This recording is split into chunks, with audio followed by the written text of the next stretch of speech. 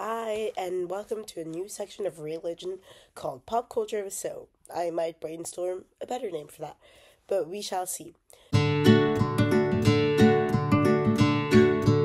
So basically, because Akam and I are both on break and she's already gone back home, over the summer we're just gonna each do our individual segments. So Pop Culture with Sil, and Akam is gonna have her own little segment, which I'm not gonna spoil, and we're basically gonna post like intermittently. So she's gonna post 1 week, then I'm gonna post the other, and so yeah, every 2 weeks I'll have my little segment, and she will have hers.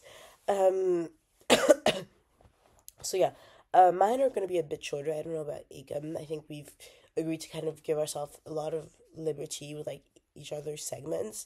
So yeah, mine will be a bit shorter, simply because I don't want to rant at you guys for like too long. So I'll just keep it short and sweet. Say what I want to say, and yeah. To be fair, if anyone wants to like guest on the show and stuff, I would love that. I would love to like talk to other people as well. So yeah, definitely email us, not email, DM us and stuff if you like want to be a guest on Pop Culture Sale. I would love that. So yeah, for this week, I'm gonna talk about Islam in the media, or more like the critical and like the critical and like pejorative depictions of Islam in media. Sorry, I'm shaking. I'm moving, and the computer's on my legs. Um, but yeah, so firstly, something that I really want to touch on is the like trope of the Muslim woman in like social in media, not social media, but in media. Because basically I feel like it's often very much the same thing of like, oh well, she has to be like hijabi but she hates it, or like they're trying to force her to wear a hijab and she hates it, and like she just wants to go out with the white guy and her parents don't want her to go out with the white guy, and blah blah blah. And like one example like this, like for example, like Nadia from Elite. Like I stopped Elite after like the first two episodes of season two. I'm not gonna lie to you, because I hated it so much. But I know at some point she just like takes off her job, and then she's like freer, and she feels so much better. And it's all thanks to, I think his name is Guzman. I don't know, one of the white guys. And it's like, oh, like the white guy saved her, and like it's very much like the white man's burden. The white guy is the savior. Blah blah blah blah blah, which is so bad, not only as like a representation of Islam and how Islam treats their women, but it's also so bad as like two Muslim women, or like people that like grew up being taught Islam, to see this. Like I remember seeing that. That really like that got me, because I watched it like as it was coming out, which first of all is not great, but like I watched it as it was coming out, and that was so bad for me because it got stuck in my head. Like that sort of stuff influences people whether they realize it or not, and I think that is so bad. It hurts so much. People can have their issues with Islam, like within or outside of Islam. Like as long as it's not Islamophobia, but like if you have certain issues with like certain aspects of the religion, like whatever, I guess. To each their own. That's your prerogative, but don't influence and publicize stuff like that like regularly, because that is all you see. Not all, but like it's a lot of what you see when Muslim women are represented on screen. They're always unhappy with the religion, they hate it, and blah blah blah, and they feel so oppressed, and they're like, oh my god, I can't do this anymore. And it's like, that's not all there is. Yes, there are some women that are being treated horrendously on basis of Islam. Um, but that's not all there is, and the media should really represent that. So yeah, which it doesn't, which is really like a big thing for me. Another thing that I found very interesting in the media, like reporting to Islam, is like Islam and like Muslims as terrorists. It's like the new Hollywood trope, replacing Russians and Eastern Europeans as terrorists, because that's what it was like during the Cold War and stuff. But since like 9/11 and such on, um, yeah, is like Muslims and such have turned into like public enemy and number one in the media. Every single, like often in US films, when there's an enemy, when they're going to war with this or that's, when they want to depict terrorists, they're gonna be Muslim. They're often gonna be Muslim, very often gonna be Muslim. And this is also like based on the army, because basically in the US, if you need like helicopter, like choppers, you need machine guns, you need this and that like army stuff in your film, you can rent it basically from the actual like army, but they have to go over your script first and say like, oh, we want that out, we want you to add stuff like this. So they have control over the script because they're like, oh, if you don't do this and this and this with your script, we will not lend you the stuff. And so a lot of films have like to abide by these rules, and so the army has the perfect outcome to like associate like Islam and Muslims with terrorism, because every action movie needs the army basically, so they can just do whatever they want. Which again, yeah, manipulation of the narrative of like Islam in the media to make them seem like something they are not, like a homogeneous group of people that are hateful and oppressive and so on. And it's really bad, especially because like they don't always, so yeah, they do it on like a structural level, as in like with the army, and they always like the Muslims always have to be like terrorists, but they also do it on like the individual level, like I said, with the oppressed Muslim woman trope, or like the gay Muslim man trope, and like, oh well, he finds out he's gay or bi and his family don't accept him, and oh, that messes him up so much, and like he renounces religion and blah blah blah.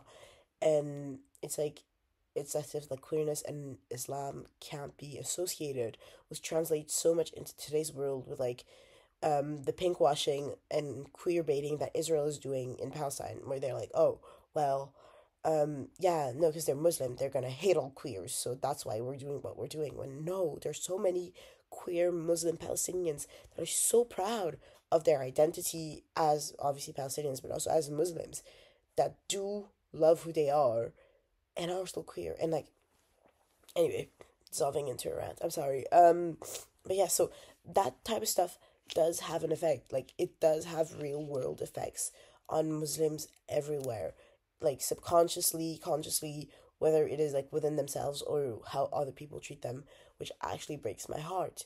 And there's also such a clear like division between how that is treated versus Christianity. Christianity is given like a lot more leniency, like par rapport to like, sorry, when in French, but like when put in relation with queerness, like you will see more depiction of queer religious Christians in the media that will get of like queer religious Muslims. And that's not because they don't exist or whatever people always want to tell you. It's because that's so much more palatable to the media. Someone who's like, oh yeah, I felt so oppressed, but then I helped, like something helped me see that like Jesus still loves me, and like Jesus died for all our sins, and yada yada yada, and like I made my peace with God. People will eat that up. But if it's, oh well, yeah, I'm queer, but also like I know that like Allah doesn't like loves me as I am and stuff like that, instantly seen as less more desirable. People don't like it as much. And that really breaks my heart, because again, it's the media creating a narrative that then like influences people's minds. And it's kind of a vicious circle of like, you don't see that representation. So queer Muslims won't like speak out as much. And because they don't speak out as much, you don't really see them in the public sphere. So then the public thinks they don't exist. And so it's like snowball effect, which, is not what it's supposed to be, which makes me really sad. Um, Another thing that I think is always seen is also like, oh well, it's positive representation, but then it's not really of like that one old like Muslim man or Muslim woman that like guides the community, but they're also weirdly like westernized and stuff, and that's why they're so likable, like, or they'll like adopt the white protagonist and stuff, which like, yeah, yeah, coming from a Muslim family, we do love to adopt our little like, there's always like a few white people where just like they're part of the family, and it's great. That's literally so great. But it's always portrayed in a way where, oh well, because they're like so close to the white one and stuff, like they have like issues with the rest of their family, which is again a depiction of like that like whiteness and like the Western world and Islam can't like coincide, can't interact, which is not actually, which is then pinned on like Islam, but it's not on Islam. Like it is also very much on the Western world wanting to keep the status quo as is, and that's really hard to do when like you have films and movies like that that make people feel ashamed of who they are, ashamed of their religion, and that's really really sad.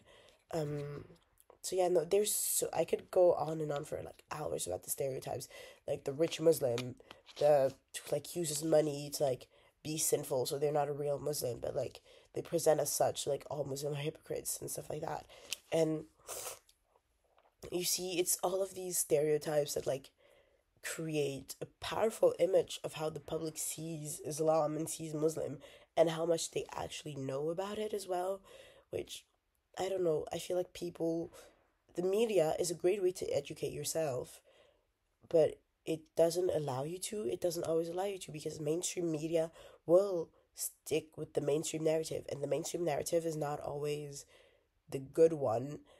So people just aren't getting the education that they should be getting from the media, which again breaks my heart. I think it's horrible that a lot of people have to like go through all of these processes of unlearning stuff that they have been indoctrinated in for so many years. Like for me, coming like right now, I'm coming back to peace with like Islam, but it's taken me so long, and part of that I know has been the media because every single time I interact with media that has like Muslims in it, I feel so ashamed and I feel very bad about myself, and I shouldn't be made to feel that way.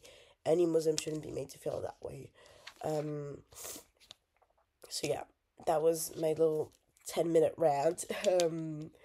I can do a part two if that interests you, but please like, comment, subscribe, definitely comment. We love to have the feedback. If there's anything you think we should do better, if there's more that you want to know about, like the subject that I've talked about, subject that we've talked about in our other videos, please let us know. That is the only way we can get better is if you give us feedback. So yeah, sorry for like the kind of setup. I promise it'll be better when you see me in 2 weeks. I will do my best. So yeah, have a great day. Thank you for tuning in for today, and bye bye.